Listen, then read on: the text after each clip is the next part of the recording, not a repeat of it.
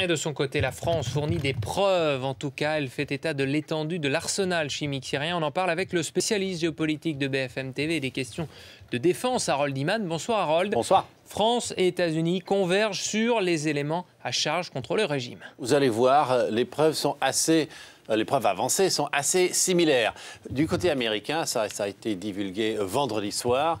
Ils ont des images satellites de tir, surtout autour de Damas, le 21 août, de communication militaire. Ils ont intercepté des conversations assez claires.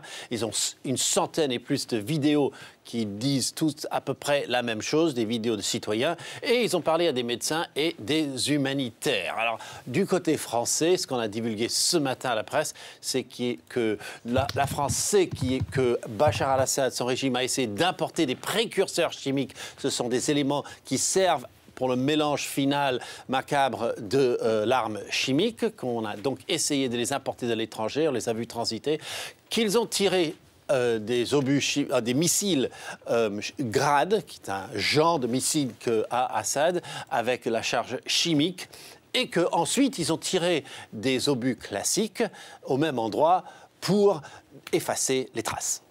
Alors, les alliés disposent-ils d'éléments à charge contre l'opposition cette fois, Harold ? Alors, il y a quand même un autre versant. Est-ce que les rebelles, notamment l'ASL, mais ça, on n'y croit pas trop, mais les djihadistes style Al-Qaïda, ça, on y croirait davantage, est-ce qu'ils ont tiré, eux? Eh bien, il est tout à fait possible qu'en mars, ils aient tiré là autour d'Alep, dans un endroit qui s'appelle Khan al-Assal. Et d'ailleurs, les inspecteurs de l'ONU ont inspecté à cet endroit et ramené les échantillons. Et la Russie, bien sûr, rappelle sans cesse ce fait. Et Harold, le point commun entre les deux pays, France et États-Unis en tout cas, c'est que à l'intérieur, il y a débat politique. Oui, alors les deux présidents ont décidé, enfin le président américain a déjà décidé de saisir son congrès, mais il n'y était pas obligé.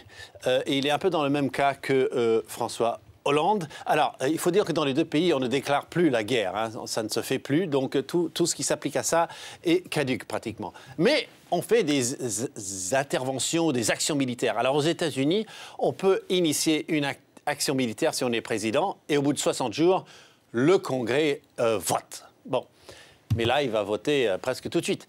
Bon. Et l'option française, qui est assez similaire, c'est que le président initie une intervention militaire et au bout du 3e jour, il doit en informer le Parlement. Et au bout de 4 mois, le Parlement, nécessairement, va se prononcer. Mais s'il ne se prononce pas, ça n'arrête pas l'opération. Tout ceci va dans la reconduction. Merci beaucoup, Harold, pour votre exposé.